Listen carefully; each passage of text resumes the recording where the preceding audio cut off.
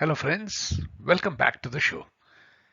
This is part 4 of the series on viral facts, and the subtitle of this video is Dances with Wolves and is borrowed from the 1990 film starring Kevin Costner, and we shall shortly see why I chose this subtitle.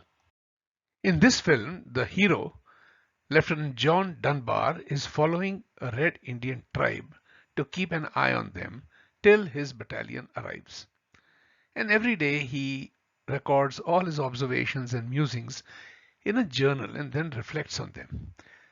This journal is actually an anthropological, philosophical, and a cosmologic exploration of the Red Indians. And he soon realizes that there can be an alternate world view too. And finally, the reinforcements arrive.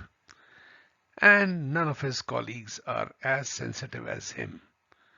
And the person who typically portrays a typical American soldier is Corporal Spivey, who is an illiterate, mischievous, sadistic, arrogant, cruel, immature, greedy, and a dim-witted jerk.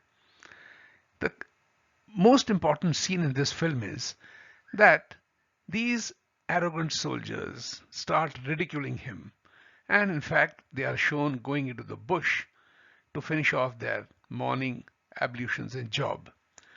And when they are in need of toilet paper, they start tearing out pages from his journal.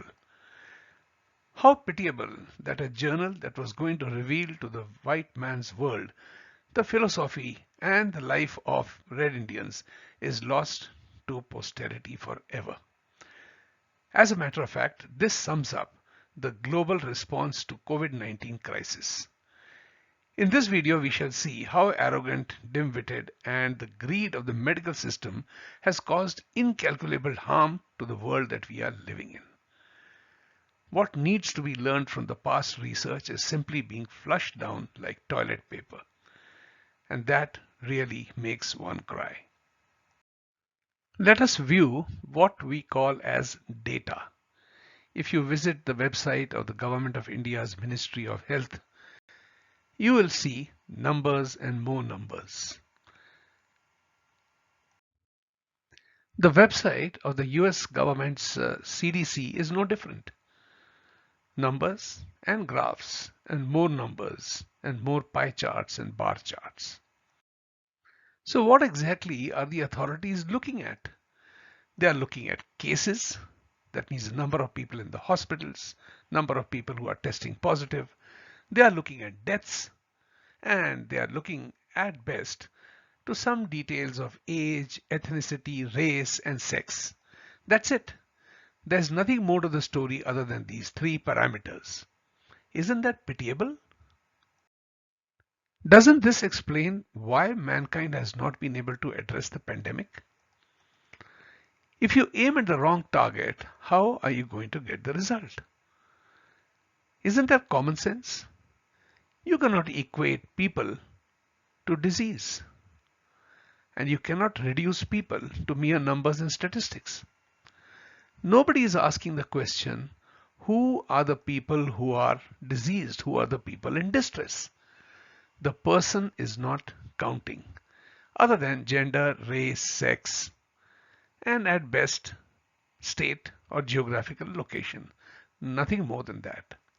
Are you just a number, or are you something more? Then why should people who are caught in this disease be any different? Don't they have a name, a personality, or something more to describe them? Let us look a little deeper. In a previous video, we saw that viruses are similar to seeds. A seed needs soil and environment to take root and to sprout. Similarly, for a virus to multiply and replicate itself, it must find the suitable environment and soil. What is that environment? That environment is the cell, and that cell represents a person. It represents an individual, not a nameless, nondescript statistical number. Now, what is it that makes a person? What is it that constitutes soil and environment, which is host to the virus? If we were to think like Corporal Spivey of the movie that we just saw, all persons who are sick are the same, just like a roll of toilet paper. But we all know that a person is the sum total of emotions, the feelings of that person, the struggles that the person is undergoing, the fears that the person is carrying inside his heart, and the values that a person lives his life with. All these things sum up the personality, the individual, the uniqueness of the host, which is home to the new virus that has infected. Don't you think that is going to affect the way the virus behaves? The person, which is the soil and environment for the virus, determines the course of the life history of the virus. It is the environment which determines susceptibility. What is the stress that the person is undergoing? What is the personality of the person? And what are the socio-economical factors? They determine the state of a person, and that state affects every single cell. So a virus entering a cell is subject to all these factors which make the environment and soil. So shouldn't we be asking where this missing data is? Data relating to the individual, data relating to the facts that actually affect the course of the disease. Where is the data for all these collaborative factors which determines whether a person is going to end up on the ventilator or is going to just recover on his own without any medication? The present approach is limited to the RT-PCR, to the SpO2 values, to the X-rays, to the MRI reports, and to blood work. This is important indeed, but this is not what is the only thing that is required to determine who is the host. We need to know the personal ecology. What is the level of stress? What are the worries? What are the fears? What is the constitution of the person? What are the predispositions to disease of that particular person? And what is making the symptoms better or worse? That is the data that we need, and that is missing from not just the public domain, but even from the case papers in hospitals. That is a real pity. That is the situation that we saw happened to Lieutenant Dunbar when his journal was torn up for the purpose that I described earlier. And where is the focus of the public health authorities and governments today? The whole focus is on vaccines. It's on masking and lockdowns.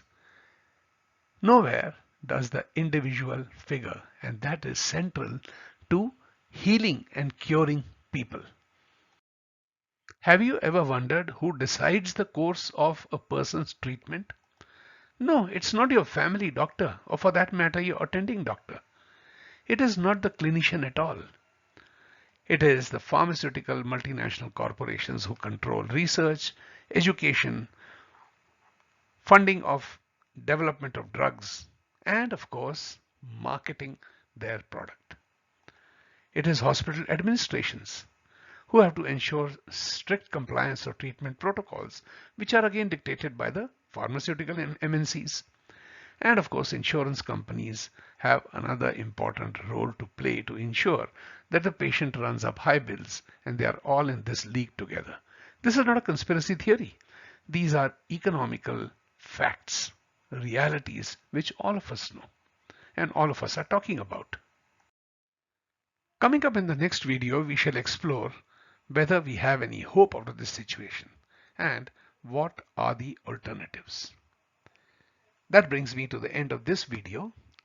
In the next few slides, you shall see references which were used to prepare this video. You can stop and explore each of these references if you want to delve further. Thank you very much for your attention, and we'll meet once again in the next video. Until then, bye bye and thank you. In the next 3 slides, we shall see the references that have been used in this video and the video that will follow. This is the second slide of references, and here are some more references. Thank you.